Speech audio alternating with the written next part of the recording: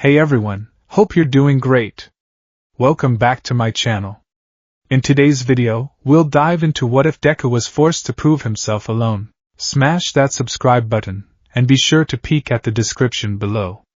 Let's begin. The sky over Muzidafu was a piercing, cloudless blue, the kind of blue that usually signaled the start of something magnificent.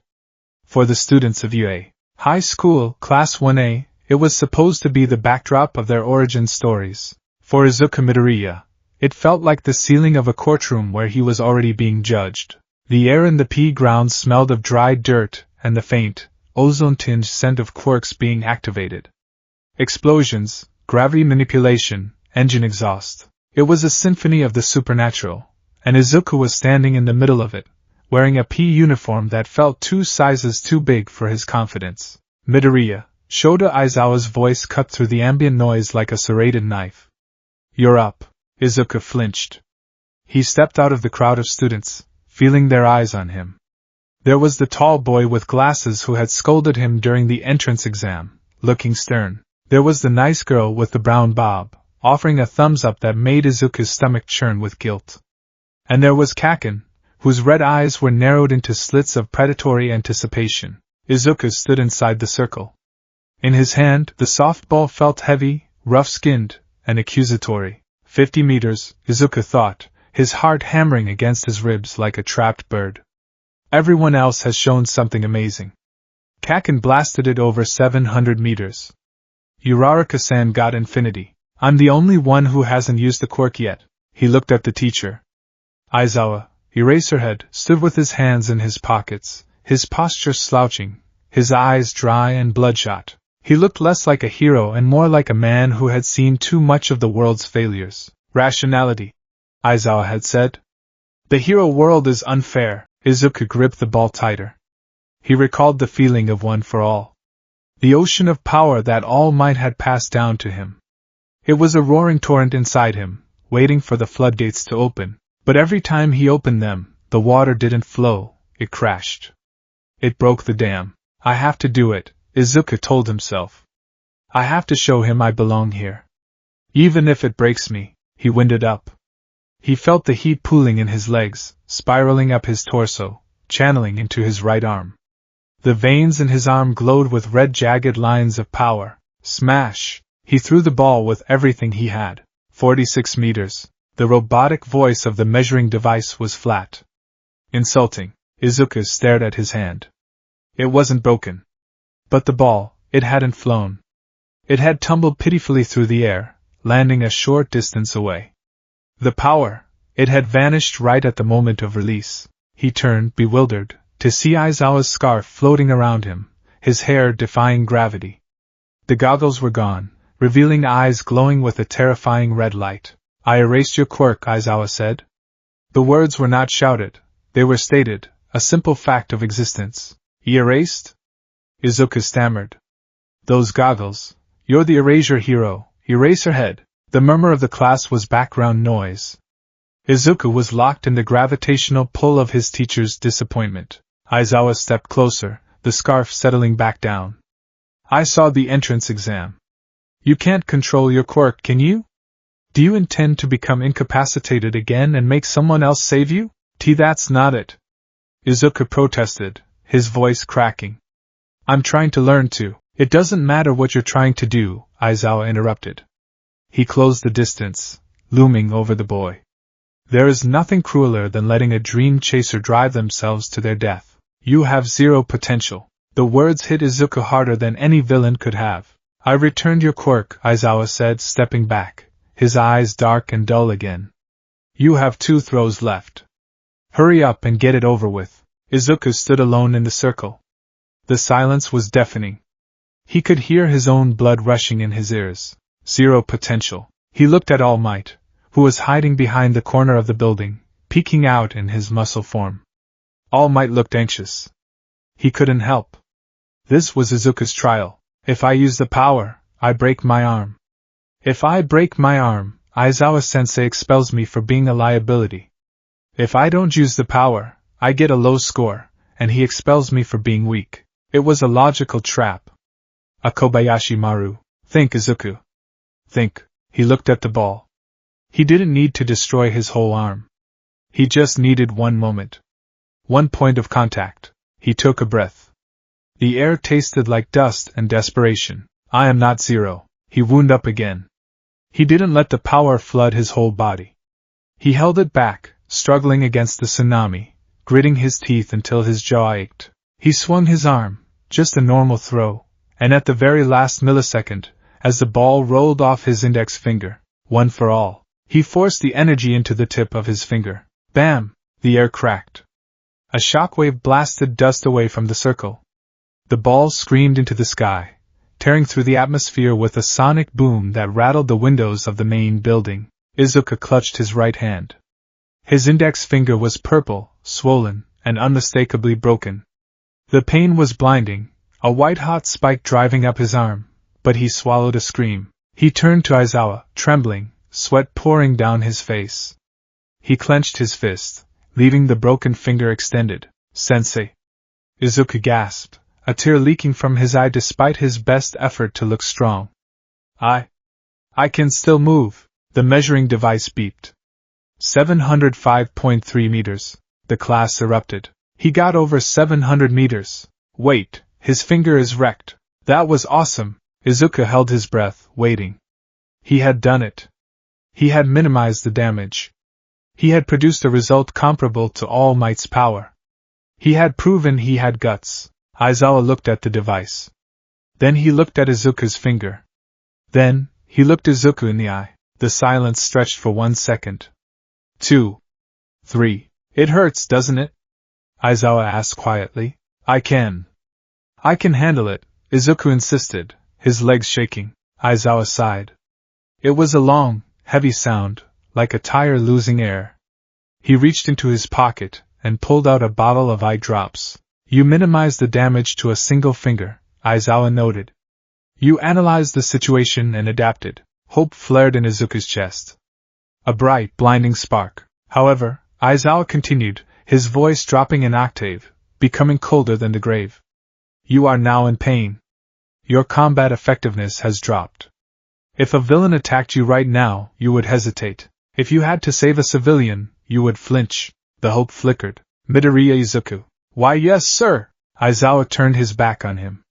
Pack your things. You're expelled. The world stopped. The sounds of the other students vanished. The pain in his finger vanished, replaced by a numbness that spread from his chest to his extremities. What? The word fell out of Izuku's mouth like a stone. I said, you're expelled, Aizawa repeated, not looking back. This isn't a game. We don't have time to wait for you to figure out how not to destroy your own body. UA is the top hero school. We need ready-made assets, not liabilities. Go home. But... Uraraka stepped forward. Sensei, he got over 700 meters. He showed he has power. Power without control is just a bomb waiting to go off, Aizawa snapped. He glared at the rest of the class. Anyone else want to join him? The next person who wastes my time is gone too. The class froze. Fear, palpable and thick, washed over them. Izuku stood there. He looked at his broken finger.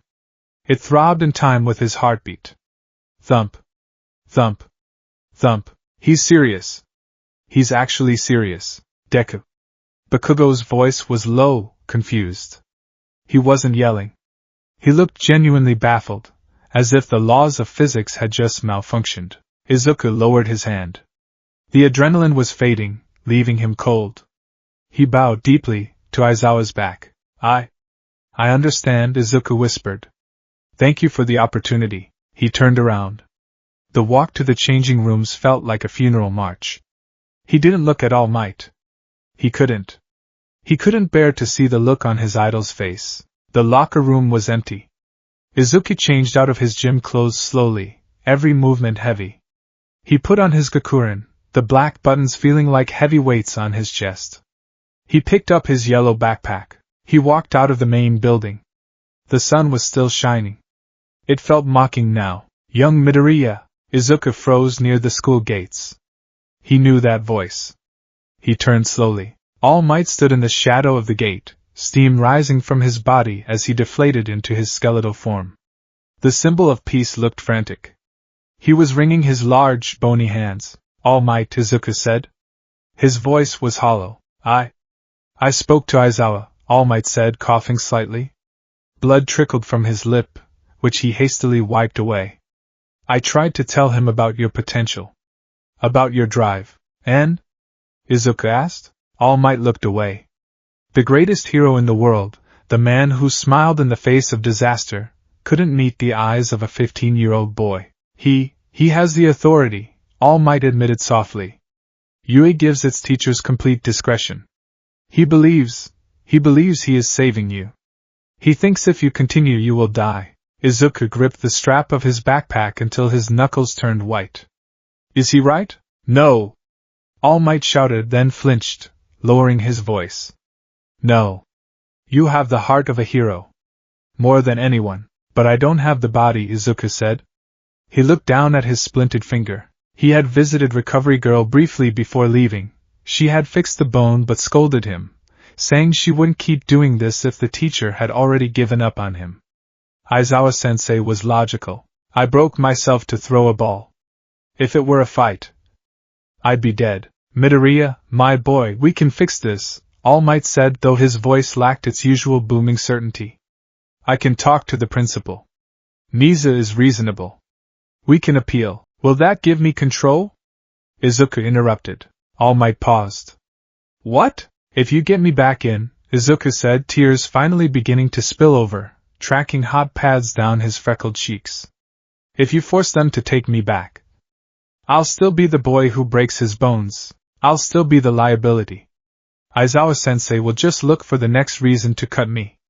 And everyone in Class 1A will know I'm only there because of nepotism.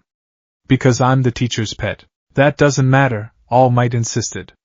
You need the training. I need to be a hero. Izuku cried out. I don't need a desk.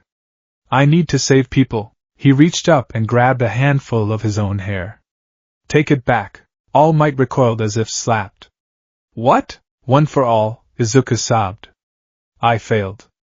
I wasted it. Give it to Togata-senpai. Give it to someone who has potential. I'm just Deku. He held out a strand of hair, his hand trembling violently. All Might stared at the hair. Then he looked at Izuku's face, a face twisted in agony, self-loathing, and despair. Slowly, All Might reached out. He took Izuku's hand. He closed Izuku's fingers over the hair, pushing it back toward the boy's chest. No, All Might said firmly. Why? Izuku wailed. I'm expelled. I can't be a hero legally. Without a license, using a quirk is a crime. I'm useless to you. I didn't choose you because you could get a license, All Might said, his blue eyes burning with an intensity that cut through the haze of tears. I didn't choose you because of UA High School. I chose you because when everyone else stood still, you moved. You ran into the fire. All Might placed a hand on Izuku's shoulder. Aizawa has expelled you from the hero course. He has closed the door to UA. But one for all, that power is not alone, young Midoriya. It is a torch, and you have already taken it. But what do I do? Izuku whispered. I can't train here. You're a teacher here. If you're seen training an expelled student, a vigilante, it would ruin your reputation. It would ruin UA. All Might stiffened. He knew Izuku was right. The bureaucracy of Hero Society was strict. If the symbol of peace was caught training an unlicensed civilian to use a quirk, the media storm would be catastrophic. It could destabilize the fragile peace All Might maintained. All Might struggled. I can write you workout plans. We can meet in secret. But I cannot be your teacher in the open. Not anymore. Izuku nodded slowly. He understood. He had always understood the reality of things, even when he dreamed. Keep the power, Izuku, All Might said, using his first name for the first time. Please. Don't give up on yourself. Even if the school did. Izuku wiped his eyes with his sleeve. He sniffed, straightening his posture just a fraction. I won't give it back. But I have to go, young Midoriya. I have to tell my mom, Izuku said, his voice breaking again. She made Katsudon. With that, Izuku turned and walked away. He didn't look back. He couldn't afford to. If he looked back, he might just collapse right there on the pavement, and never get up. The train ride home was a blur of noise and color that didn't register. Izuku stood in the corner of the car, staring at his reflection in the dark glass of the door. He looked the same as he did yesterday, but yesterday, he had a future. Today, he was a statistic. A dropout on the first day. When he reached his apartment complex, the sun was setting, casting long, bloody shadows across the walkways. He climbed the stairs to the second floor.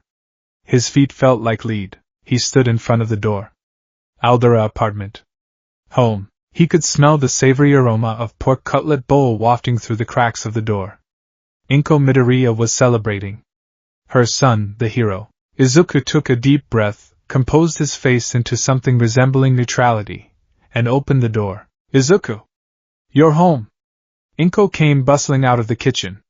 She was wearing her favorite apron. She looked radiant. How was it? How was the first day? Did you make friends? Is the campus amazing? Tell me everything. She stopped. She saw his face. Mothers have a quirk of their own. They know. The smile slid off Inko's face, replaced by a look of sheer terror. Izuku? What happened? Are you hurt? She rushed over, grabbing his hands. She saw the splint on his finger. Oh my goodness! Your finger. Did you break it? Oh, Izuku. Mom, Izuku said. His voice was steady, terrifyingly so. I'm okay. It's just a fracture. Just a fracture? We need to get ice, we need to. Mom, sit down. Inko froze. She had never heard that tone from him before. It wasn't disrespectful, but it was final. She allowed herself to be led to the small dining table. The Katsudon sat there, steaming, a congratulations banner crudely taped to the wall behind it. Izuku didn't sit. He stood by the table, gripping the back of a chair. I was expelled, he said. Inko blinked. I don't understand. It's the first day. Did you forget a form? Did you? The teacher, Izuku said, staring at the pork cutlet. Mr. Aizawa. He tested our quirks. He said I couldn't control mine. He said I was a liability. He expelled me. Inko covered her mouth with her hands. Her eyes filled with tears immediately.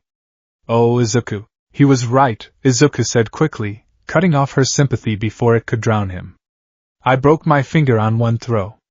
I can't control it. I'm dangerous. But you worked so hard. Inko cried.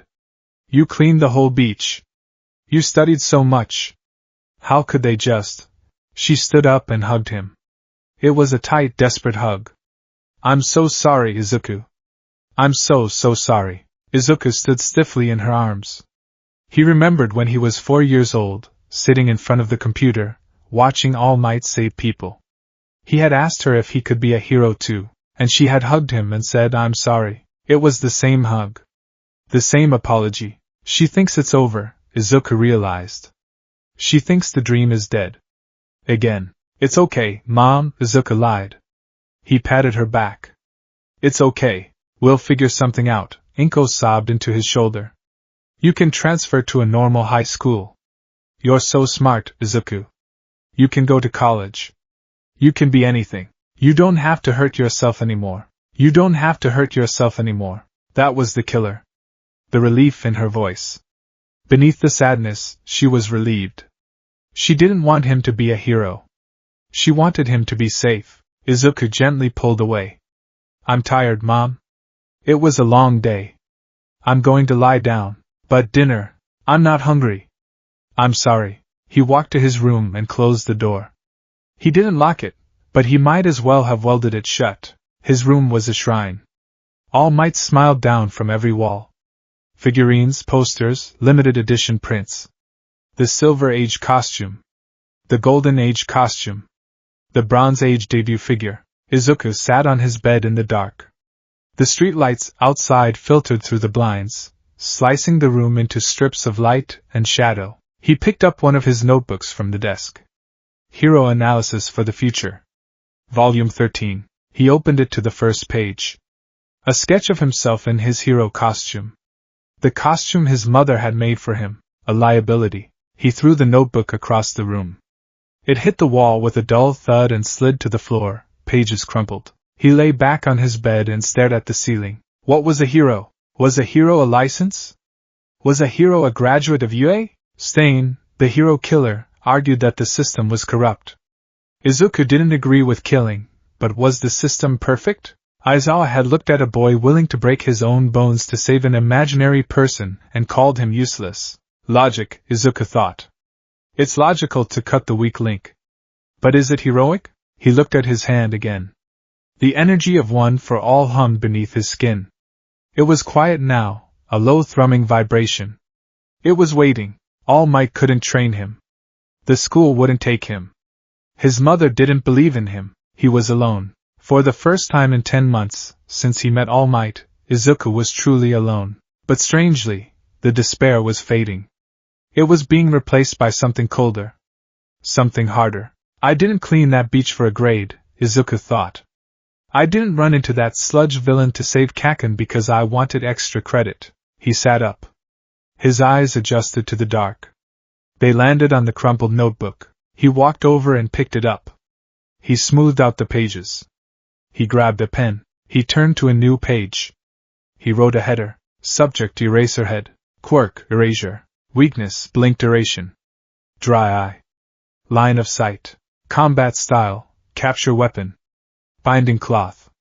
Close Quarters Combat. Analysis. He relies on the opponent panicking when their quirk vanishes. If the opponent fights quirkless, Eraserhead loses his primary advantage. Izuku wrote furiously. He dissected the man who had crushed his dreams. He analyzed the binding cloth. He hypothesized the tensile strength. He calculated the reach. Then he turned the page. Subject, one for all. Problem, 100% output destroys the vessel. Hypothesis, the output is not a switch. It is a dial. I have been treating it like a switch. Goal, lower the percentage. Spread the load. He wrote until his hand cramped. He wrote until the moon was high in the sky. He wasn't crying anymore. He was planning. At 4 a.m., the world was gray.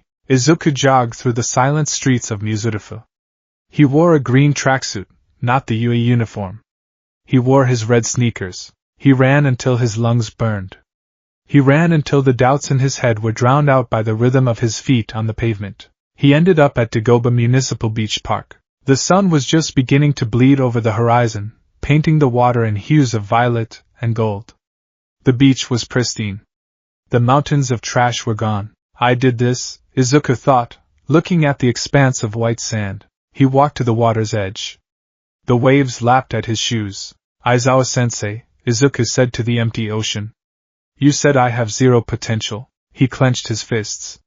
He closed his eyes and visualized the power inside him. Not the egg in the microwave. That was a violent image. That was an explosion. He imagined the power as water.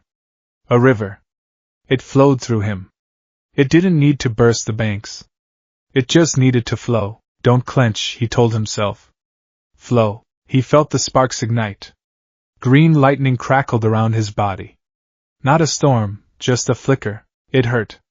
It felt like his veins were being stretched. But bones didn't break. He took a step. The sand exploded under his foot, kicking up a cloud of dust. He moved too fast for his own eyes to track. He stumbled, crashing face first into the sand 10 meters away. He coughed, spitting out grit. He pushed himself up.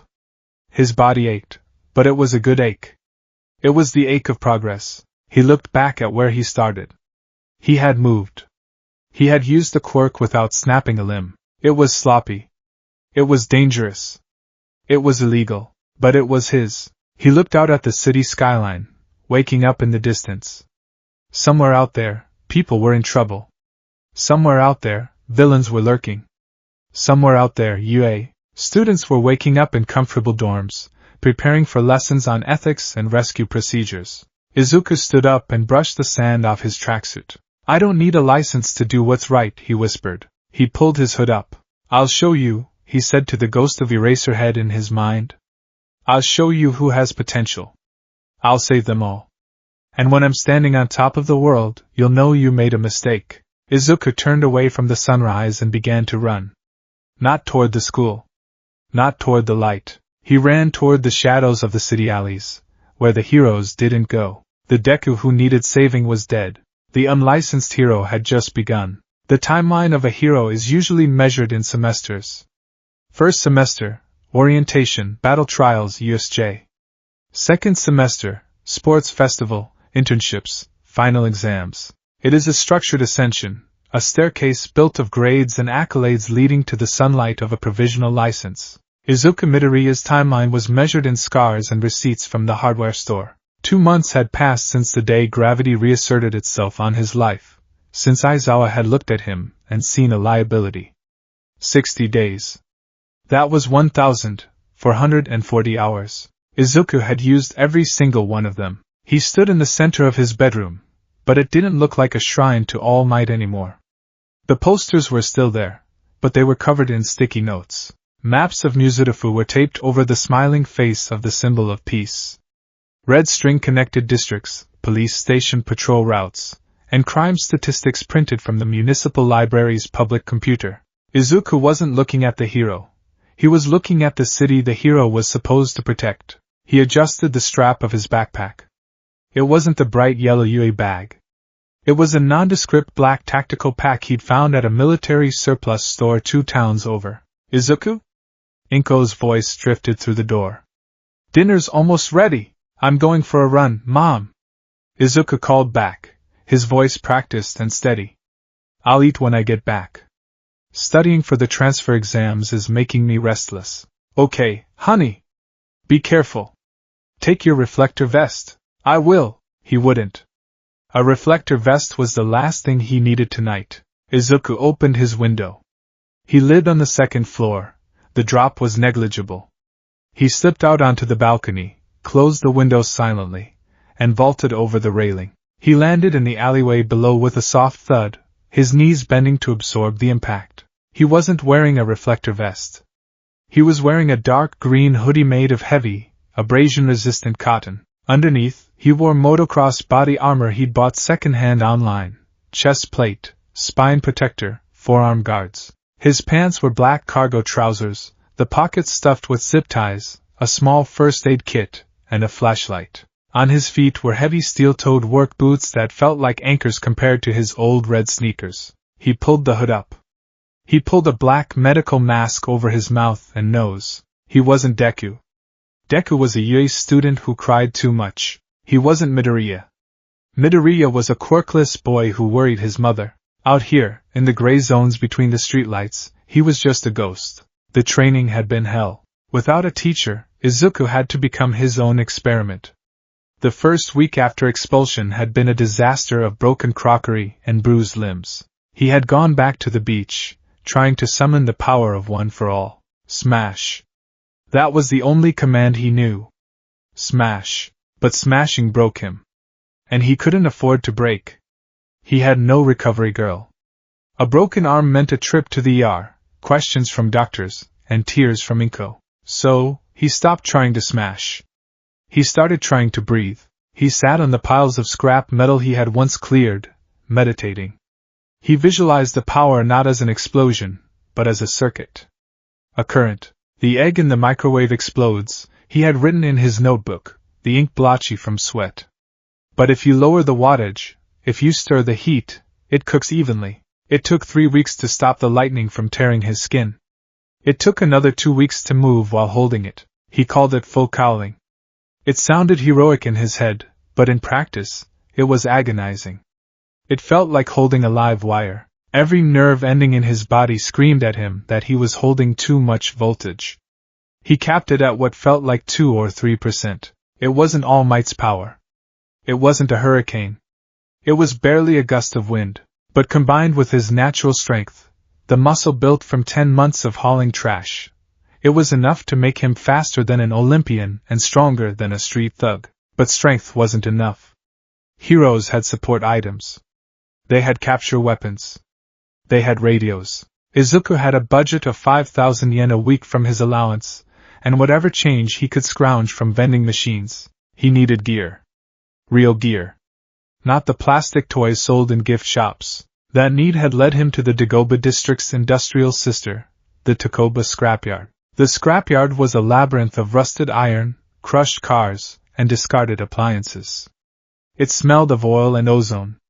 It was a graveyard for machines, but for Izuku, it was a gold mine. He was currently waist-deep in the engine block of a ruined sedan, trying to pry out a high-tension spring. He needed it for a grappling mechanism he was trying to build using diagrams he'd found on an old hero forum. "Come on," he grunted, wrenching the metal. "Give it up." Boom! A shockwave knocked Izuku flat on his back. A plume of pink smoke erupted from a pile of scrap metal 50 meters away, followed by a maniacal laughter that sounded disturbingly like a hyena inhaling helium. Failure is just the mother of success. And the aunt of explosions. Izuku scrambled up, coughing. "Hello? Is someone there?" A figure emerged from the smoke. It was a girl, roughly his age, wearing oil-stained overalls and a tank top. Her pink dreadlocks were singed at the tips, and she wore a pair of bulky, telescopic goggles that zoomed in and out with audible whirring noises. She spotted him. She didn't look apologetic for the explosion. She looked hungry. "You!" she shouted, pointing a wrench at him. "You have legs." Izuku blinked. Yes? I have legs." She marched over to him, invading his personal space with zero hesitation. She grabbed his arm and lifted it, inspecting his elbow, then dropped it and squatted to look at his boots. Steel toes. Cheap. Heavy. Bad weight distribution, she muttered rapidly. "You're trying to build traction, but you're sacrificing agility. Are you stupid? Or just poor?" I'm on a budget," Izuku stammered, taking a step back. "Who are you?" "Mei Hatsum. Future CEO of Hatsum Industries. Currently unrecognized genius." She stood up and tapped her goggles. "My eyes see everything. You're looking for springs. Torsion springs. High grade. You want to launch something. Or someone." Izuku's eyes widened. "How did you? I saw you digging in that sedan. That model has terrible suspension springs. You want the truck over there." She pointed to a crushed delivery van. "But why do you want springs? You're building a mobility aid. Grappling hook?" Yeah? Something like that." Mei leaned in, her eyes visible through the lenses, crosshairs zooming in on his face. "You're not a mechanic. Your hands are calloused in the wrong places. You're a fighter. But you're scrounging in a dump, so you're not a pro. And you're not a student, or you'd be in a lab." She grinned, a wide, terrifying expression. "You're a vigilante." Izuku froze. His heart hammered against his ribs. "Deny it. Run." "I'm a hobbyist," Izuku said weakly. "I don't care about the law." Mei waved her hand dismissively. "Laws are just regulations that stop innovation.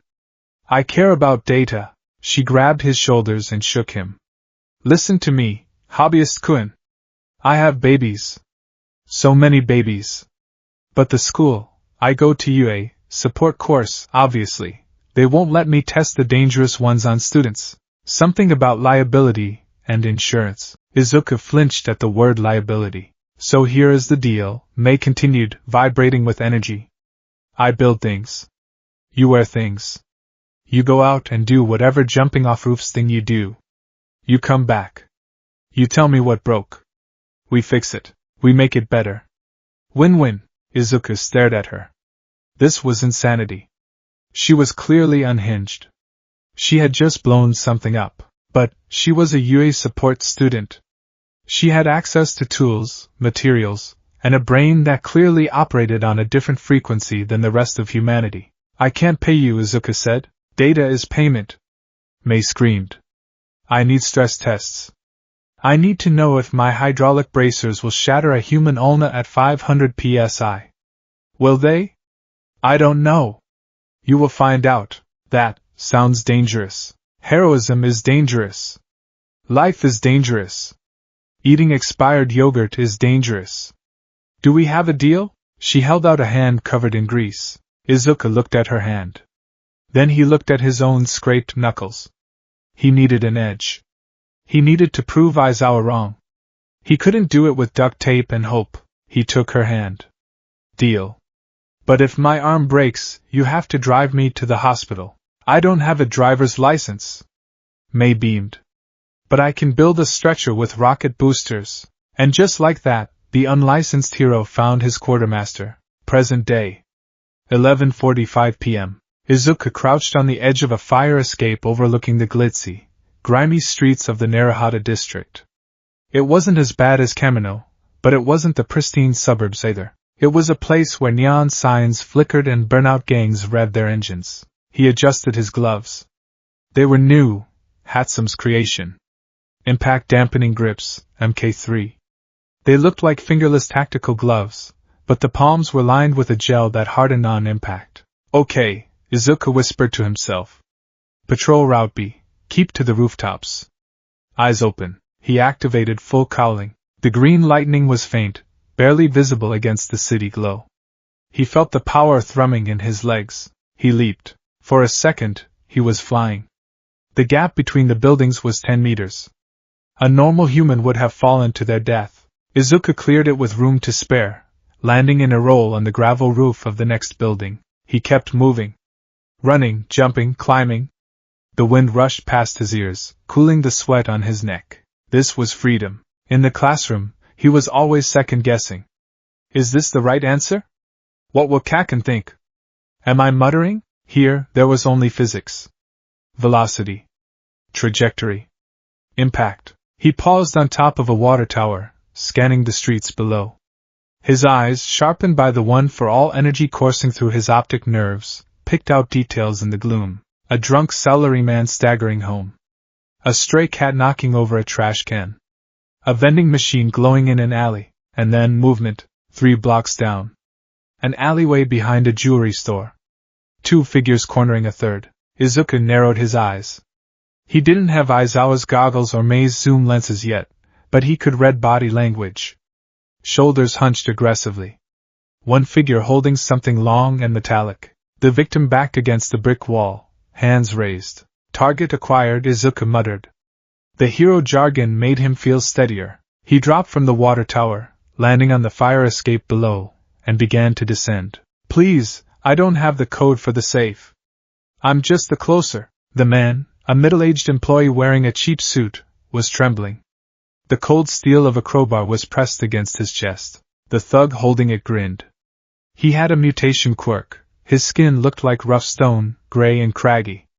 Don't lie to me, old man. We've been watching. You lock up. You have the keys. The keys, yes. But the safe is digital. Then open the door, and we'll rip the safe out, the second thug said. This one was skinny, twitchy. His fingers were elongated, ending in sharp, bone-like needles. Or I can pick the lock on your throat. Hey, the voice came from the mouth of the alley. It wasn't a booming, all-might voice. It was young, slightly distorted by a mask, and trying very hard to sound authoritative. The 2 thugs turned. Standing at the entrance of the alley, silhouetted by the street lamp, was a figure in green. He looked small. Walk away, Izuku said. His heart was hammering so hard he thought the thugs might hear it. Leave him alone. The stone-skinned thug laughed. Look at this. A stray brat playing hero. Go home to your mommy, kid, before you get hurt. I said leave him alone. Izuku took a step forward. He clenched his fists. Don't use 5%. Stick to 2%. Precision. Get him, Needle, Stoneskin growled. The skinny thug lunged. He was fast, unnaturally so. He closed the distance in a second, his needle fingers aiming for Izuku's eyes. Analysis. Linear attack. High speed, low mass. He's overextending. Izuku didn't panic. He saw the attack coming in slow motion. He ducked under the swipe, the wind of it rushing over his hair. He didn't punch. Punching at high speed could kill someone without a quirk to mitigate the damage. Instead, Izuku swept his leg. 1 for all, 2%. His steel-toed boot connected with the thug's ankle. There was a sickening crunch, not of bone, but of momentum being violently redirected. The thug's legs flew out from under him. He spun in the air and face-planted into the concrete with a heavy slap. He didn't get up. Stoneskin stared at his partner. What the hell? He roared and charged. He was slower, but he was heavy. He swung the crowbar like a baseball bat. Izuku stepped to the side. The crowbar sparked against the brick wall. Analysis. Heavy armor quirk. Probably resistant to blunt force. Striking the body is inefficient. Joints are the weak point. Izuku hopped onto the wall, using his momentum to rebound. He grabbed the thug's wrist, the one holding the crowbar. He applied pressure to the ulnar nerve while simultaneously using his own body weight to twist the arm behind the thug's back. Arg! The thug dropped the weapon. Izuku didn't stop. He kicked the back of the thug's knee, forcing him down. He pulled a zip tie from his pocket with his free hand. Get off me! Stoneskin activated his quirk fully. His skin grew jagged spikes. Izuku yelped and let go, his gloves tearing. The thug spun around, throwing a backhand punch that caught Izuku in the ribs. The breath left Izuku's body. He flew backward, crashing into a dumpster. Pain. White-hot pain flared in his side. The armor took the brunt of it, but the force was enough to bruise bone. You little pest! Stoneskin marched toward him. I'm gonna crush you, Izuku wheezed, struggling to stand. He had underestimated the villain. A classic mistake. He analyzed the offense but failed to account for a secondary quirk defense mechanism. Think. You can't punch through rock. His eyes darted around the alley. Trash cans. Glass bottles. The victim, still cowering by the door. Wait. The victim. Sir. Izuku yelled, his voice cracking. Get out of here. Run. The distraction worked. Stoneskin glanced at the victim. In that split second, Izuku moved. He didn't attack the villain. He grabbed the lid of the dumpster, heavy, metal, smelling of rot, and ripped it off its hinges. One for all, 4%. Just for a second, he hurled the metal lid like a frisbee. It slammed into the villain's face. The rock skin protected him from being cut, but the sheer kinetic impact knocked his head back, disorienting him. Izuku closed the gap. He slid between the villain's legs. He reached into his belt and pulled out a small canister, one of May's babies. Flashbang/smoke hybrid. Prototype 4. Close your eyes. Izuku shouted. He slammed the canister onto the ground and rolled away. Bang! A blinding white light filled the alley, followed instantly by a thick, choking gray smoke. The villain screamed, clutching his eyes. I can't see! My eyes! Izuku, who had squeezed his eyes shut and covered his ears, moved into the smoke. He knew where the villain was by the screaming. He didn't try to fight. He grabbed the roll of heavy-duty duct tape from his pocket. He moved like a spider. He wrapped the tape around the villain's ankles. Once. Twice. 10 times. Then the wrists. The villain thrashed, swinging blindly, but Izuku was already gone, moving to the other thug who was groggily trying to stand up. Zip tie. Wrists to ankles. Done. The smoke began to clear. Izuku stood panting, clutching his ribs. The two villains were immobilized. Stoneskin was cursing loudly, tripping over his taped feet. The needle thug was unconscious again. The shop employee stared at Izuku, wide-eyed. Are you a pro? The man asked, trembling. Izuku looked down at himself. His hoodie was torn. He was bleeding slightly from a cut on his cheek. He looked like a mess. No, Izuku rasped. Call the police. Tell them they're tied up. Who are you? Izuku paused.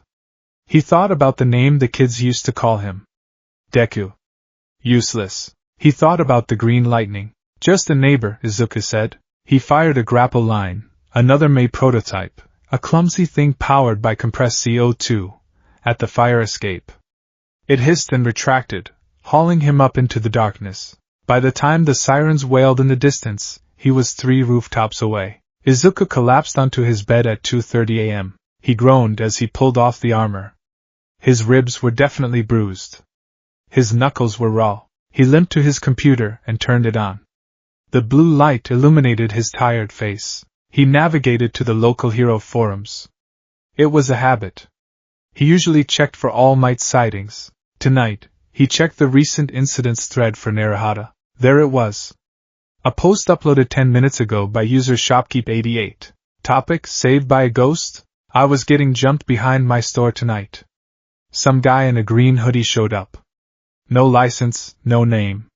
He took down 2 guys with quirks using, I don't know, a dumpster lid and ninja moves? Is there a new agency opening up in the district? Comment by Eraser Hater, green hoodie? Sounds like a vigilante. Careful, those guys are usually crazy. Comment by Hero Watcher, I saw someone jumping roofs near the station. Green lightning? Or maybe just static? Comment by All Might Fan 1, maybe we should call him the Viridian? Sounds cool. Izuku stared at the screen. The Viridian. It wasn't the symbol of peace. It wasn't Great Explosion Murder God. It was small. It was quiet. A smile tugged at the corner of his mouth. It hurt to smile, but he did it anyway. He opened his notebook. A new one, black cover, no title. He turned to the entry for tonight. Incident 1, Narahata Alley. Mistakes. Over-reliance on linear dodging. Underestimated secondary quirk characteristics. Gear failure, gloves torn. Successes, target secured. Civilian safe. He picked up a pen and wrote one last line at the bottom. Status, I am still here. 2 days later. Yue High School. Faculty room. Shota Aizawa sat at his desk, staring at a police report. His eyes were dry, and his mood was foul. Problem, Eraser? Hisashi Yamada, present mic, leaned over his shoulder, too loud as always. Just paperwork, Aizawa grunted, shielding the document, but he looked at it again. Incident report, attempted robbery/assault. Perpetrators apprehended. Found bound with industrial duct tape and construction-grade cable ties. Victim statement, a kid in green saved me. He moved really fast. Notes, evidence of quirk usage consistent with strength enhancement, but no massive collateral damage usually associated with unregistered strength quirks. Aizawa frowned. Vigilantes were common. Usually, they were glory hounds or people who failed the exam and couldn't let go. They usually got themselves killed or arrested within a week, but the binding was efficient. The use of a dumpster lid to disorient was logical. It minimized damage to the user and the target. It showed restraint. Tsukachi wants me to look into a green ghost in Narahata, Aizawa muttered. Ooh, a mystery. Hisashi grinned. Maybe it's a spirit. It's a nuisance, Aizawa said, tossing the file onto his desk. If I catch them, I'm handing them over to the police personally. We don't need amateurs cluttering up the streets. He rubbed his temples. For some reason, the description of the vigilante, small, green, fast, triggered a headache. It reminded him of a problem he thought he had solved 2 months ago. No, Aizawa thought. That kid is gone. He's probably studying for business school. He didn't have the guts to survive the streets. He closed his eyes, dismissing the thought. The scrapyard. 1 week later. Midoriya!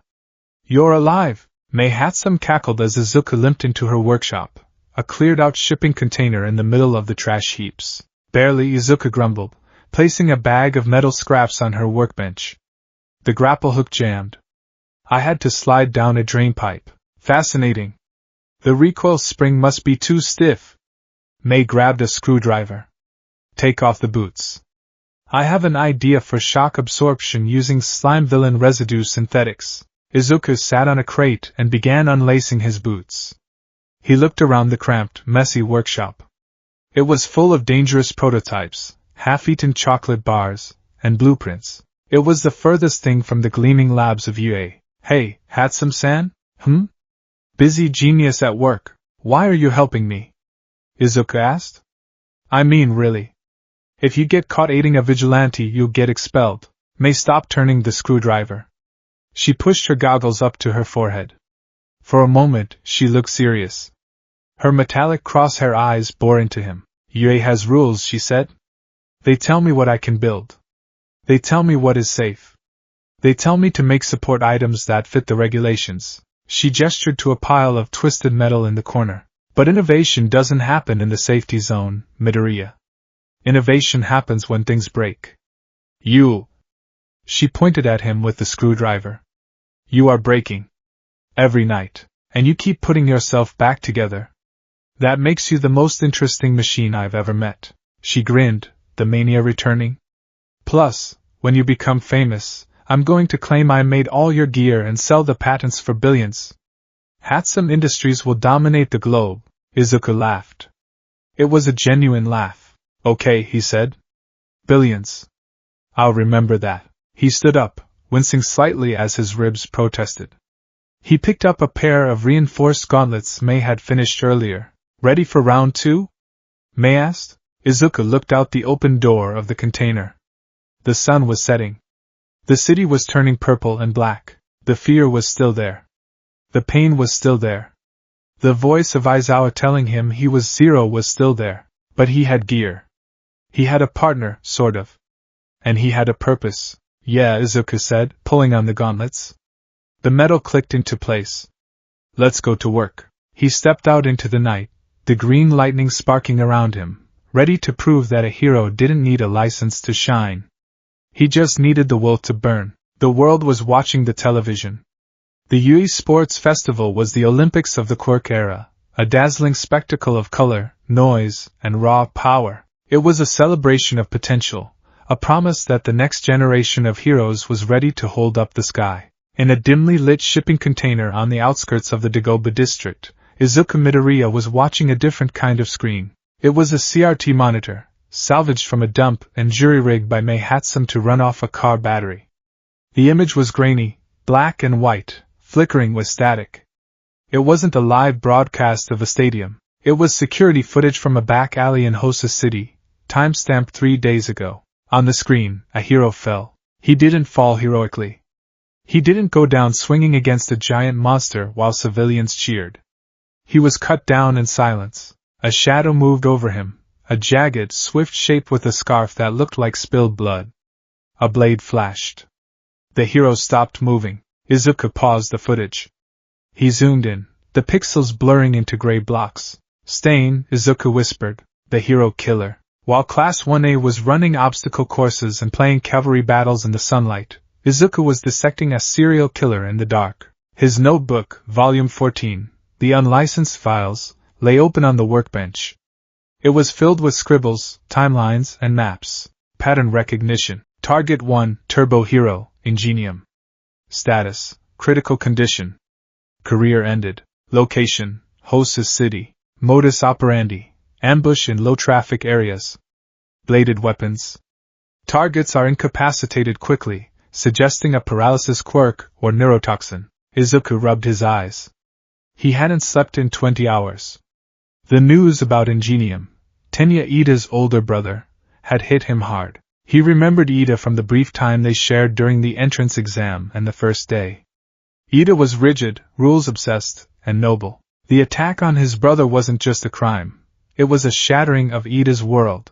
Izuku looked at the second monitor, which displayed a hacked feed of the UA's student roster status. It was a trick Mei had taught him. If the security is digital, it's just a puzzle waiting to be solved. Tenya Ida. Internship location, Manual Hero Agency, Hosa City. Izuku's blood ran cold. Why Hosu? Izuku muttered to himself. Manual is a normal hero. Respectable, but low-ranking. Ida was a top performer. He could have gone to Best Jeanist, or even Endeavor. Why choose a patrol hero in Hosu? He looked back at the map of Stain's attacks. They were clustered. Stain didn't hit and run, he purged. He stayed in a city until he felt he had cleansed it of false heroes. Stain was still in Hosu, and Ida had gone hunting. Izuku stood up, his chair scraping loudly against the metal floor. He grabbed his phone. He hesitated.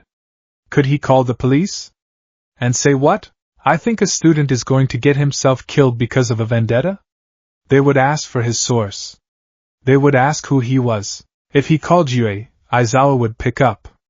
The thought made Izuku's stomach twist. Aizawa would tell him to stay out of it. He would say it was handled. Logic dictated that the pros in Hosu would protect the students. But logic had failed to save Ingenium. Izuku turned to the metal locker in the corner of the workshop. He opened it, revealing the suit. It was evolving. The green hoodie was now reinforced with Kevlar weave. The boots had shock-absorbing pistons in the heels. The mask was equipped with a basic rebreather filter. Mei, Izuku called out, though he knew she was asleep in a hammock made of cargo netting near the ceiling. Was it? May mumbled, an oil-stained pillow stuck to her face. Did the baby explode? I'm taking the MK4 grapple, Izuku said, strapping the device to his wrist. And the flashbangs. Take the net gun, May yawned, rolling over. And bring me back a souvenir. Izuku pulled on his gloves. He looked at the paused image of Stain one last time. The hero killer preached that society was overrun with fakes, heroes who cared only for money and fame. I have no license, Izuku thought, tightening the straps of his leg armor. I have no fame. I have no money. He turned off the monitor, plunging the room into darkness. I'm the only one who fits your criteria, Stain. Let's see if that's enough to stop you. Hostess City was burning. It wasn't just Stain. As Izuku arrived via the train, wearing civilian clothes, his gear hidden in a duffel bag, the city erupted into chaos. Explosions rocked the downtown district. Sirens wailed, creating a dissonant symphony of panic. Strange creatures, muscular and brainless, were rampaging through the streets. Noma. The same monsters that had attacked the USJ, an event Izuku had only read about in the papers. Pros were everywhere. Endeavor was shouting orders, his flames lighting up the night. Gran Torino, a blur of yellow and white, was bouncing off buildings. Izuku stood in the crush of fleeing civilians, clutching his bag. His instinct screamed at him to help. There was a bus on fire. There were people trapped. Go, his heart said. Use one for all. Smash the debris. Stop, his brain countered. The pros are here. Endeavor is here. They can handle the monsters. But the shadows, the pros aren't looking at the shadows. Stain wouldn't care about the Noma. Stain would see the chaos as a distraction, a perfect cover to finish his work. Izuku ducked into a public restroom. 2 minutes later, the Viridian emerged. He didn't head toward the fire. He headed toward the silence. He moved through the back alleys, leaping from fire escape to dumpster, his green lightning crackling faintly, full cowling at 3%. He kept his eyes on the dark corners, the dead ends. Where are you? Izuku hissed, scanning the maze of brick and concrete. He remembered the pattern. Stain liked cul-de-sacs. Places where the hero couldn't run. Places near the main roads, so the screams would be drowned out by traffic, or in this case, by explosions. He heard it. Not a scream, but the clang of metal on metal. Izuku altered his trajectory. He fired the grapple hook, the wire hissing as it latched onto a roof edge. He swung around a corner, his steel saws skidding on the wall. He looked down into an alleyway nestled between 2 office buildings. There were 3 figures. One was a pro-hero, native. He was slumped against the wall, bleeding, his eyes wide with terror. The second was a bulky figure in white armor, now dented and stained with dirt. Tenya Ida? He was on the ground, face down, struggling to lift his head. The third was a nightmare. Stain stood over Ida. He held a katana that looked too long for his body. His scarf, tattered and crimson, floated in the wind like a living thing.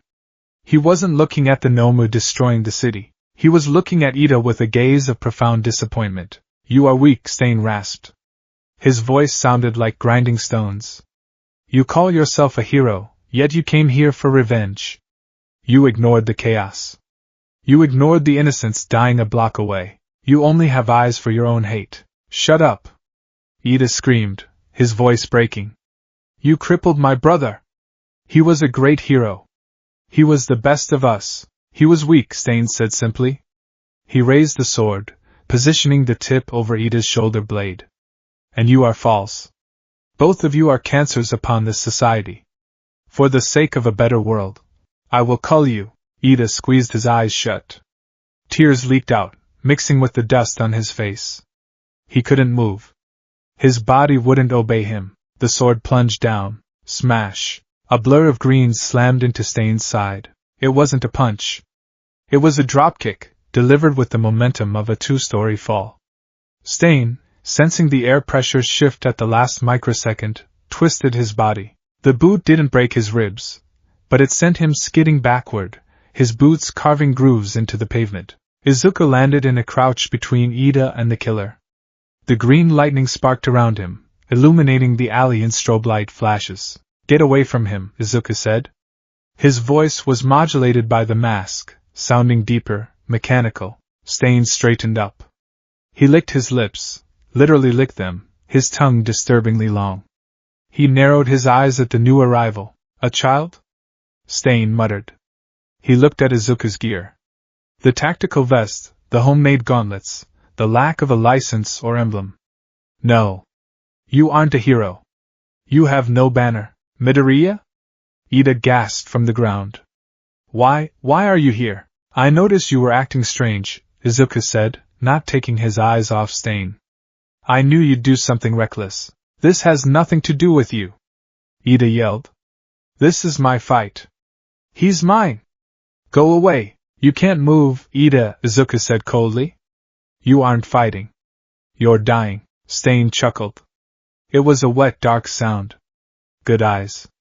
He is paralyzed. Just like the fake over there. He pointed his sword at Native. And soon you will be too. Stain moved. He didn't run, he vanished.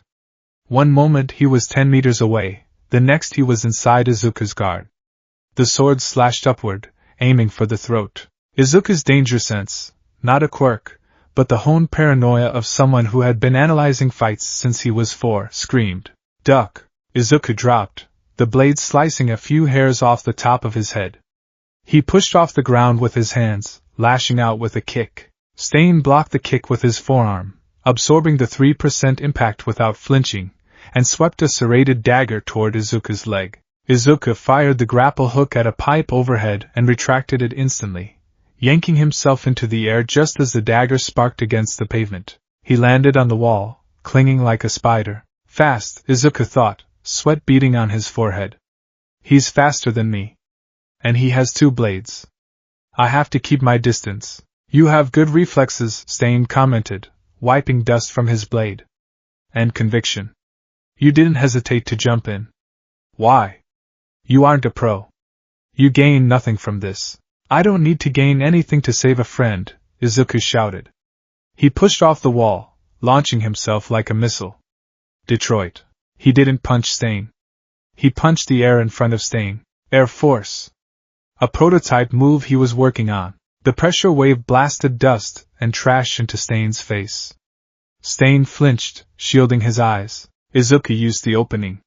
He landed, grabbed Ida by the back of his armor, and heaved. Native! Can you move? Izuku yelled. No. Can't feel my legs. The pro hero groaned. Damn it. Izuku dragged Ida back toward Native. He stood protectively in front of both of them. He was trapped. If he grabbed one, the other died. If he fought, he risked getting cut. Stain cleared the dust. He looked annoyed. You focus on saving, Stain observed. Admirable. But your friend there, he focuses on killing. Why protect a fake? Because he made a mistake. Izuku screamed. He's hurting. That doesn't make him a fake, it makes him human. You don't get to decide who lives and dies just because they aren't perfect. Perfection is the minimum requirement for a hero, Stain growled. The title has been stained by money grubbers and weaklings. It must be purged. Stain charged again. This time, he was faster. Izuku met him. He abandoned the defensive. He couldn't defend 2 stationary targets against a speedster. He had to suppress him. Full cowling, 5%. The lightning brightened. Izuku moved into Stain's range. He parried a sword strike with his reinforced gauntlet. Sparks flew. He ducked a knife throw. He landed a solid punch to Stain's gut. Stain grunted, sliding back. But he was smiling. Good, Stain whispered. Suddenly Izuku felt a sting on his cheek. He ignored it. It was just a scratch. He stepped forward to follow up, and fell. His legs turned to jelly. His arms went limp. He crashed onto the dirty concrete, his face pressing into a puddle of grime. Midoriya! Ida screamed. W what? Izuku tried to push himself up. His muscles fired, but the signal didn't reach his limbs. It was like sleep paralysis, but he was wide awake. Stain stood over him. He held up the serrated dagger. There was a drop of blood on the tip. Izuku's blood. Stain brought the blade to his mouth and licked it. That's... Izuku realized with horror. The blood. Ingestion activates the quirk, Stain explained calmly. He walked over to Izuku and placed a boot on his chest. You are not a fake. Your actions were pure. But you are weak, and you stand in the way of my justice. He raised the sword to finish Ida. No! Stop! Ida yelled, tears streaming down his face. Kill me! Leave him alone! He has nothing to do with this. He has everything to do with this, Stain said. He is what you should have been. Izuku lay there, helpless. The logic of the situation crashed down on him. Native was cut first. He's still down. Ida was cut second. Still down. I was cut third. Why hasn't he killed Native? Why talk? No, focus on the quirk. Blood ingestion causing paralysis. Variables, amount of blood? No, he just licked a drop from me and Ida. Blood type? Izuku's mind raced, fueled by panic and adrenaline. Native is type B.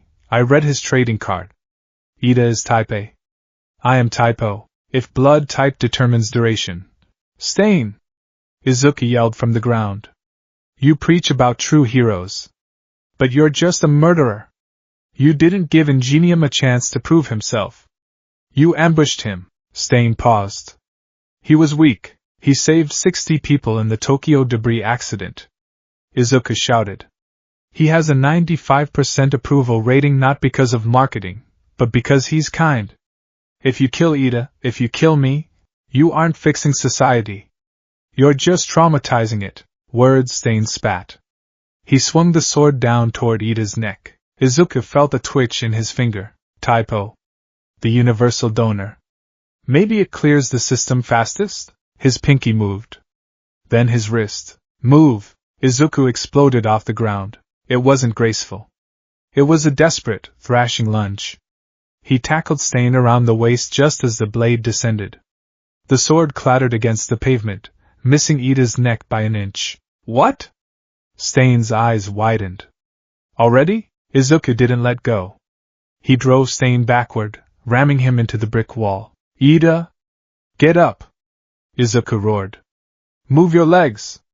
Do it now! Stain brought his elbow down onto Izuku's back.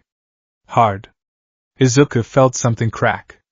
He gasped, his grip loosening. Stain grabbed Izuku by the back of his neck and threw him. Izuku flew through the air, crashing into a pile of trash bags. Type O, Stain muttered, picking up his sword. The duration varies by blood type. You figured it out? Or are you just lucky? Izuku stood up, swaying. His vision swam. His ribs were screaming. His 5% limit was pushing his body to the breaking point. He reached into his pouch. He pulled out 3 metal spheres. Ida, Izuku panted. If you ever wanted to be a hero, if you want to honor your brother, then stand up. Save us. Ida looked at Izuku. He saw the expelled student, the vigilante, bleeding for him. He saw the green lightning flickering, fighting against the darkness. Ida grit his teeth. I am Ingenium. Stain! Izuku yelled. He threw the spheres. Stain slashed at them, thinking they were weapons. They were. Flash. The alley turned white. A high-pitched squeal erupted, piercing eardrums. Stain recoiled, blinded and deafened. Izuku didn't attack. He couldn't win a contest of strength. He grabbed his grapple line and fired it, not at a building, but at Stain's feet. The wire wrapped around the killer's ankles. Ida's quirk roared to life. The engines in his calves sputtered, blue flames exhausted, then ignited with a roar. The paralysis was fading. Ida didn't run away. He ran forward. Recipro burst. Ida became a blur. He didn't aim for a kick. He aimed for momentum. He grabbed Native with one arm, then scooped up Izuku with the other as he passed, using the sheer speed to disorient Stain. Put me down! Izuku yelled over the wind. We have to finish him. The wire won't hold. We have to retreat. Ida argued. You're hurt. If we leave, he escapes. He'll kill again. Izuku struggled out of Ida's grip. He landed on his feet, skidding to a halt. Stain had already cut the wire. He stood there, eyes bleeding red, aura terrifying. He was done playing. False heroes, Stain whispered. The killing intent flooded the alley. It was so thick Izuku could taste iron. Both of you. Die. Izuku took a deep breath. He dialed the percentage down. 2%. Flow. He looked at Ida. Kick him. Hi. Ida blinked. What? I'll go low. We hit him together. It's the only way. Ida looked at his own trembling hands. He looked at his armor, stripped of its pristine shine. Then he nodded. Roger. They moved. Stain smiled. He raised his sword. Ida went high, engines roaring, delivering a roundhouse kick aimed at Stain's head. Stain raised his arm to block, his blade ready to slice Ida's leg. But Izuku wasn't kicking. He slid on the ground, baseball style. He activated one of Mei's inventions, the pressurized sole. A burst of compressed air fired from his boot, accelerating his slide. He slammed into Stain's standing leg just as Ida made contact with the block. Stain's balance broke. Smash! Izuku yelled, channeling 5% into an uppercut from the ground. His fist connected with Stain's jaw at the exact moment Ida's other leg, driven by the rotation of the first kick, slammed into Stain's ribs. The sound was thunderous. Stain was lifted off his feet. He hung in the air for a second, eyes rolling back, sword slipping from his fingers. He crashed down onto the garbage bags. He didn't move. Silence returned to the alley. Izuku collapsed to his knees, gasping for air. His hand was broken again, purple and swollen. He hadn't managed to cushion the impact properly. Ida stood there, panting, staring at the unconscious killer. We did it, Ida whispered. Tie him up, Izuku wheezed, tossing the rest of the capture tape to Ida. Tight. Weapons away from him. Ida moved robotically, securing the villain. Once it was done, he turned to Izuku. He bowed so low his head almost touched the dirty ground. Midoriya. I apologize. I was lost. I was going to throw everything away. You were hurt, Izuku said, cradling his hand. Just, don't do it again. Be the hero your brother is. Suddenly, a gust of wind blew through the alley.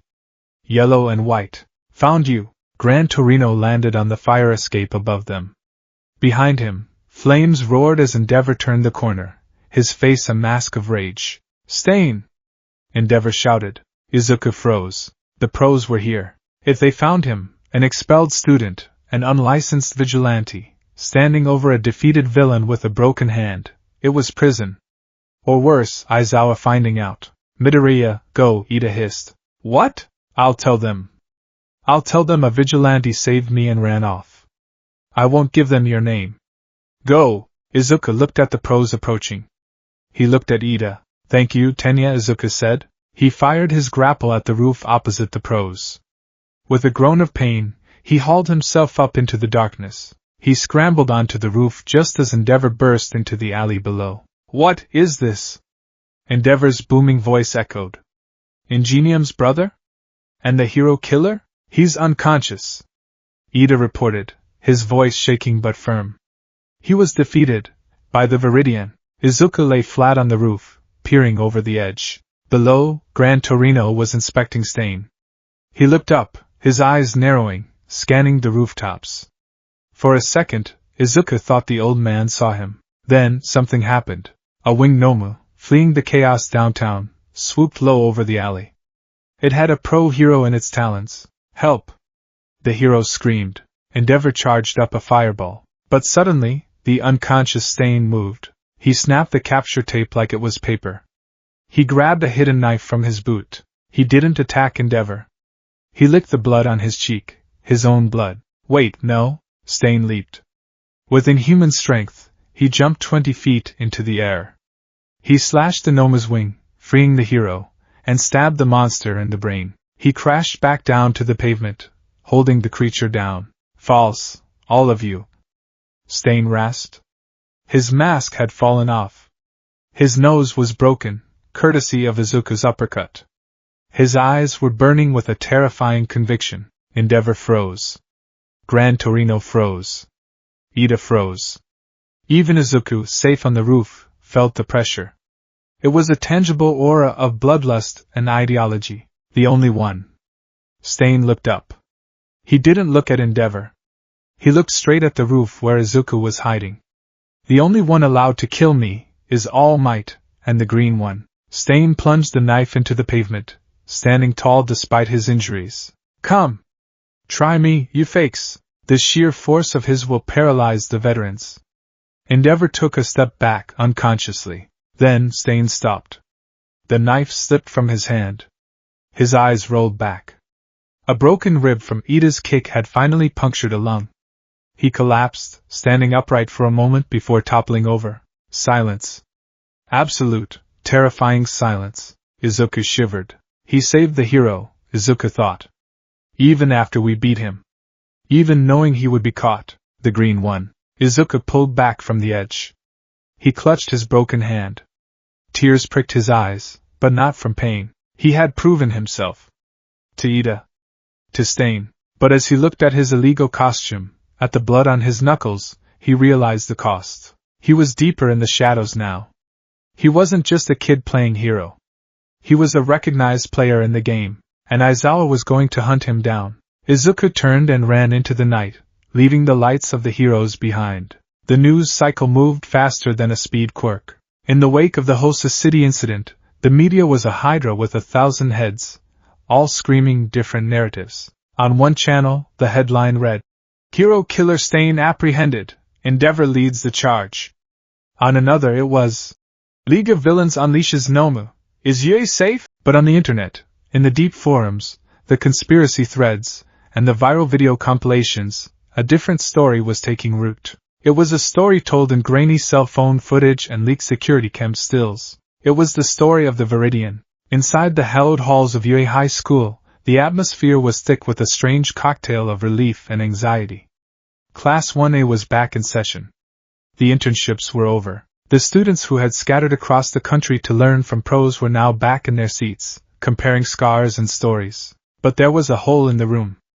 A silence that sat heavy in the air. Tenya Ida sat at his desk. His left arm was in a heavy cast.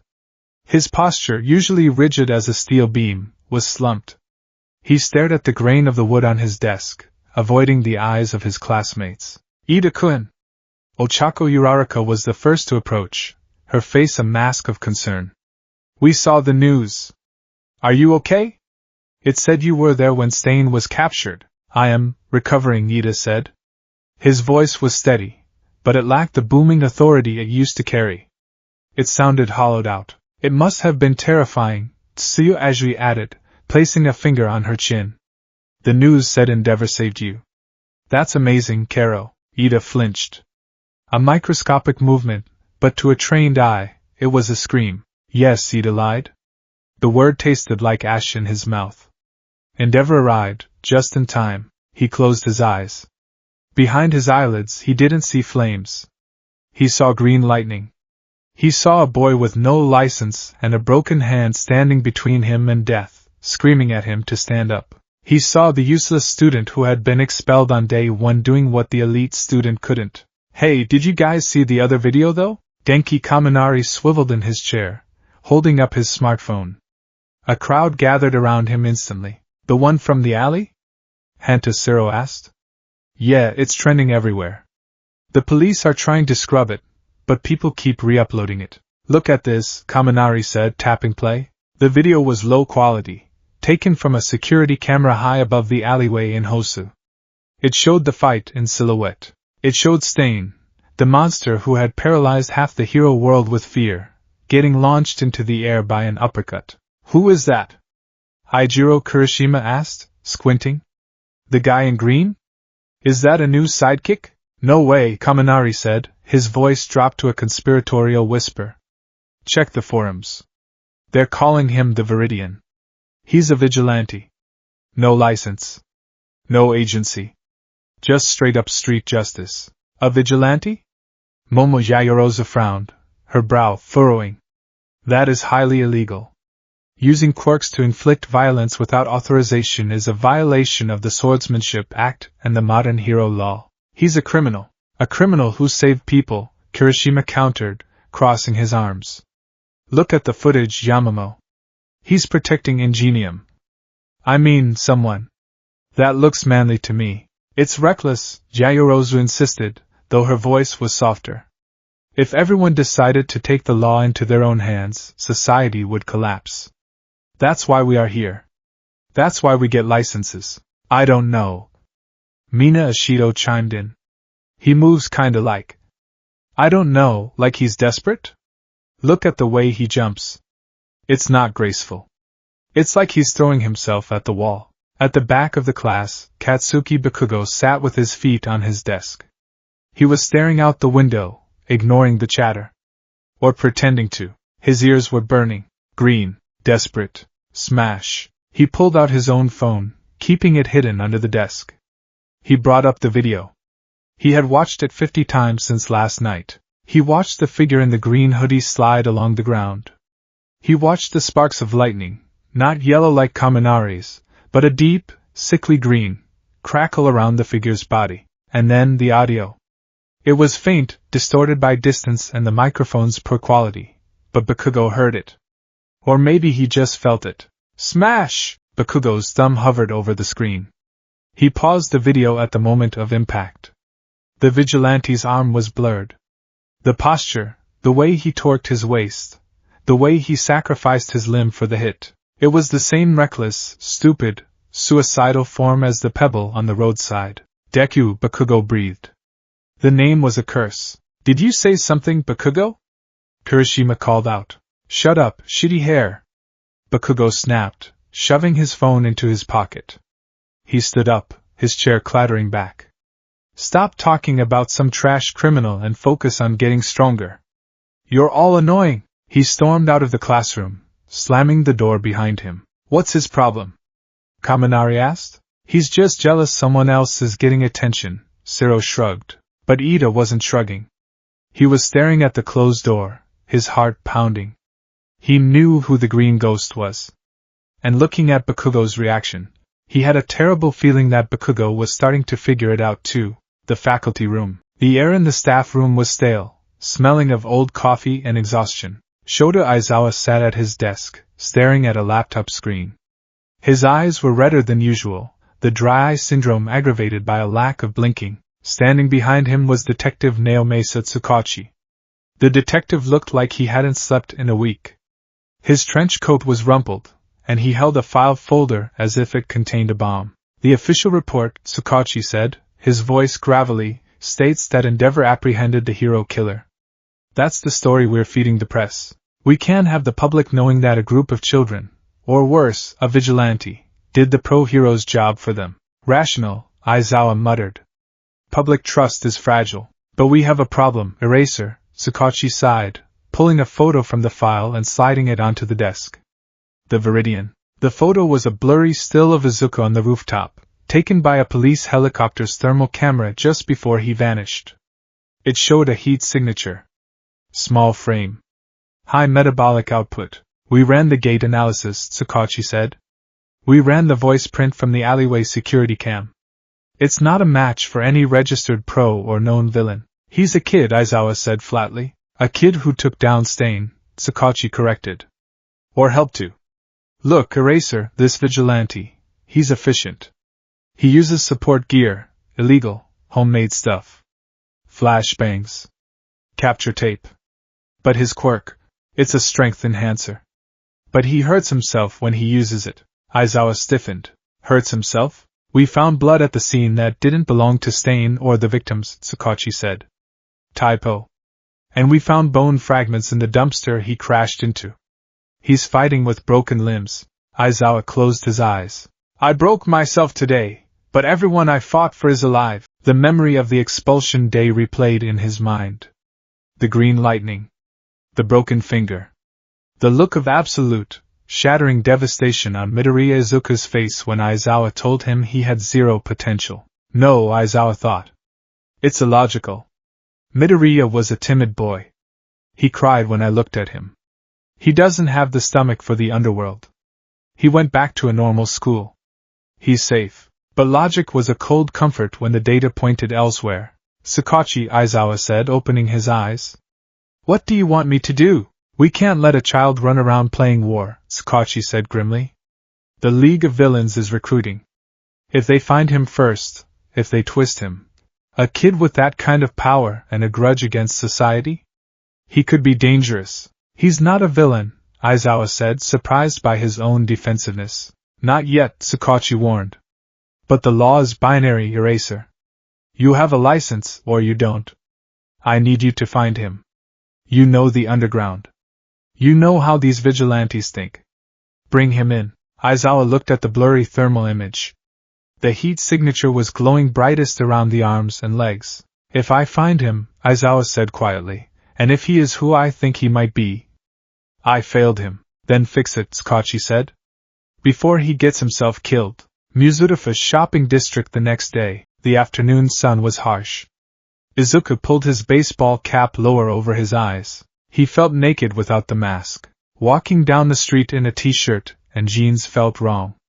He felt like he was pretending to be a normal person. He felt the phantom weight of the gauntlets on his arms. His right hand was wrapped in a thick compression bandage. He had told his mother it was a repetitive strain injury from studying too hard. She had believed him, because Inko Midoriya desperately wanted to believe that her son was just studying. I need more antiseptic, Izuku listed mentally. And protein bars.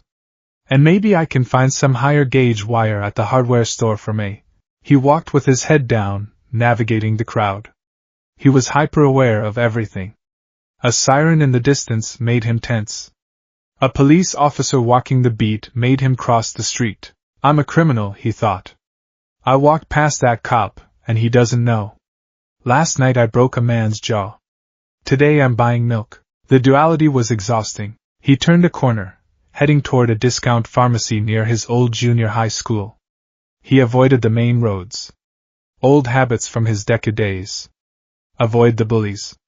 Avoid the noise. He stopped, standing in front of the pharmacy. Kicking a pebble against the wall with a rhythmic thwack, thwack, thwack, was a boy with ash-blonde spiky hair, Katsuki Bakugo. Izuku's breath hitched. He turned to leave, to fade back into the crowd. The voice was low, but it carried. It froze Izuku in place. Don't walk away, Deku. Izuku slowly turned back. Bakugo wasn't looking at him. He was looking at the pebble he was kicking. He wore a black skull t-shirt and his usual scowl, but the scowl lacked its usual fire. It looked contemplative. Hi, Kaken, Izuku said. His voice was steady. He wasn't the stuttering mess he used to be. You don't stutter when you've stared down a serial killer. Bakugo looked up. His red eyes narrowed. He scanned Izuku. He looked at the baseball cap. He looked at the way Izuku stood, feet shoulder-width apart, weight balanced on the balls of his feet. Ready to move, and then, Bakugo looked at the bandaged right hand. Hurt your hand? Bakugo asked. Studying, Izuku said. Studying, Bakugo repeated. He let out a sharp, mirthless laugh. Yeah. Studying how to break shit. Bakugo stepped away from the wall. He walked toward Izuku. Izuku didn't flinch. He didn't back down. He held his ground. This stopped Bakugo. Usually, Deku flinched. Usually, Deku apologized. We need to talk, Bakugo said. He jerked his head toward the narrow alley beside the pharmacy. I have errands to run, Izuku said. Get in the alley, or I blow you up right here in front of the civilians, Bakugo threatened. But there was no heat in it. It was a statement of fact. Izuku sighed. He walked into the alley. Bakugo followed, the shadows swallowing them both. It was quiet here. The sounds of the city were muffled. Bakugo leaned against the brick wall, hands in his pockets. Izuku stood in the center, waiting. I saw the video, Bakugo said. Which one? Don't play dumb with me, nerd. Bakugo snapped, his shoulders hunching. The Hosa video. The Green Ghost. The Viridian. Whatever stupid name the internet is giving you. Izuku remained silent. Moves like a moron, Bakugo continued, his voice dropping. Jumps without looking. Breaks his own bones just to hit harder. Green lightning. Bakugo looked Izuku in the eye. It's you. It wasn't a question. Izuku looked back. He could deny it. He could say Kaken was crazy. He could say he was quirkless, expelled, useless. But Bakugo was smart. Bakugo had known him since they were in diapers. Bakugo knew the way Izuku mumbled when he analyzed. He knew the way Izuku ran. And if it is? Izuku asked quietly. The air in the alley seemed to drop 10 degrees. Bakugo's eyes widened slightly. He hadn't expected the admission. He had expected panic. You're expelled, Bakugo said. Aizawa kicked your ass out. You don't have a license. You're breaking the law. I know. You could go to jail. You could get killed. I know. Then why? Bakugo shouted, slamming his hand against the wall. A small explosion popped, scorching the brick. Why are you still trying? You're a pebble. You're nothing. You were supposed to give up and die in a ditch somewhere. Bakugo was breathing hard. He looked furious, but underneath the fury, there was something else. Fear? Confusion? I saw Stain, Bakugo said, his voice trembling with rage. I saw what he did to Ingenium. He's a monster. And you, a quirkless loser who got a quirk 5 minutes ago, you think you can just fight him? I didn't think, Izuku said. He stepped closer to Bakugo. For the first time in their lives, Izuku felt taller. I didn't think about the law, Kaken. I didn't think about the license. I saw Ida dying. I saw Native bleeding out. The pros weren't there. Endeavor wasn't there. Gran Torino wasn't there. Izuku raised his bandaged hand. I was there. Bakugo stared at the bandage. You called me a pebble, Izuku said softly. You said I was a stepping stone for you. Maybe you're right. Maybe I am just a pebble. He looked up, his green eyes burning with a quiet, intense fire. But am I saving people, Kaken? Or am I just a pebble? Bakugo opened his mouth, but no words came out. The question hung in the air. Am I saving people? It cut through Bakugo's worldview. In Bakugo's mind, victory was everything. Strength was everything. If he won, you were right. Izuku had won. He had saved the victims. He had beaten the villain.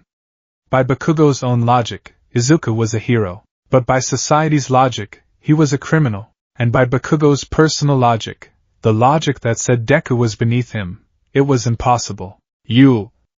Bakugo gritted his teeth. You're looking down on me. You think you're better than me because you're playing vigilante? I don't think about you at all, Izuku said. The silence that followed was deafening. It wasn't an insult. It was the truth. When Izuku was fighting Stain, when he was patrolling the rooftops, when he was nursing his broken bones, he wasn't trying to beat Kaken. He wasn't chasing a ghost from his childhood anymore. He was chasing something much bigger. Bakugo recoiled as if slapped. Izuku adjusted his cap. I have to go. Don't follow me. He turned and walked out of the alley. Bakugo didn't stop him. He didn't blast him. He stood there, staring at the scorched brick wall. Damn it, Bakugo whispered. He kicked a trash can, sending it clattering down the alley. Damn it! He slumped against the wall, sliding down until he was crouching. The pebble wasn't a pebble anymore. It was a mountain. And Bakugo, for the first time, wasn't sure if he could climb it. UA High School dorms that evening. Class 1A was gathered in the common room. The TV was on, playing a news report about the cleanup in Hosu. It's scary, Uraraka said, hugging a pillow. Knowing that guys like Stain are out there. But heroes like Endeavor are out there too, Mineta said, trying to sound brave. Bakugo walked in. He looked like he had been in a fight. His eyes were shadowed, his mood radioactive. He walked straight to the fridge, grabbed a water bottle, and chugged it. Bakugo, you okay? Kirishima asked. You look worse than usual. Bakugo slammed the empty bottle onto the counter. Crushing it. Aizawa, Bakugo grunted.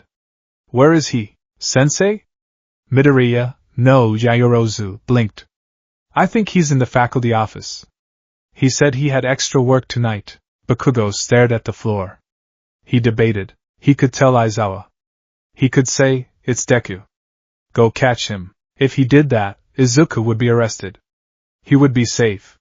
He would be stopped. But, Bakugo remembered the look in Izuku's eyes. I was there. If Bakugo snitched, he would be admitting that he needed a teacher to handle Deku. He would be admitting that Deku was a threat he couldn't deal with himself. And more than that, even though he hated to admit it, snitching on the guy who took down Stain felt wrong. It felt weak. Never mind, Bakugo growled. He turned and marched toward the stairs. Where are you going? To train, Bakugo yelled back. I'm going to kill all of you in the next exercise. He stomped up the stairs. He wouldn't tell.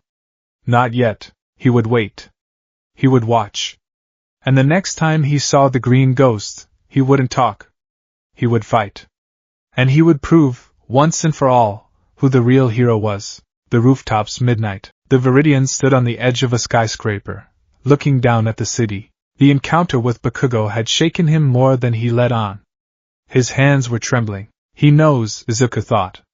It's only a matter of time before he tells. His phone buzzed. It was a secure text from an unknown number. Meet me. Warehouse District. Point Delta. I have new babies for you. MH. Izuku smiled faintly. May. But then, a second buzz. He looked at the screen. It wasn't a text. It was a notification from the Hero Network app he had hacked, read borrowed with May's help. Alert, Eraserhead active in Sector 4. Priority, search and capture. Target, unknown vigilante. Izuku's blood ran cold. Aizawa was hunting him. It wasn't Kaken he had to worry about. It was the man who had expelled him. The man who could take away the only thing Izuku had left, his power. Izuku looked at his bandaged hand. He looked at the city lights. Come and get me, sensei, Izuku whispered to the wind. He pulled his mask up. He charged the lightning, and he jumped.